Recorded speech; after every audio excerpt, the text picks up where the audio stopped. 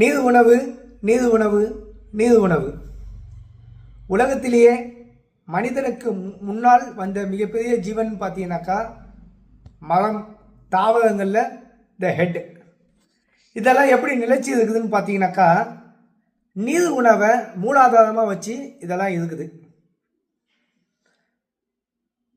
இந்த உலகம் 75 விழுக்காடு நீரால் ஆனது. உடல் 75 விழுக்காடு நீரால் ஆனது. இந்த உடலில் நீர் சத்து எப்போது குறைகிறதோ அப்போதே நோய் வரும். நீர் சத்தை உற்பத்தி பண்ணுறதுக்கு சித்த பெருமக்கள் எண்ணற்ற வழிகளை சொல்லியிருக்காங்க. அதில் நான் உங்களுக்கு சிறப்பாக ஒரு விஷயத்த சொல்கிறேன். எளிமையாக கிடைக்கக்கூடிய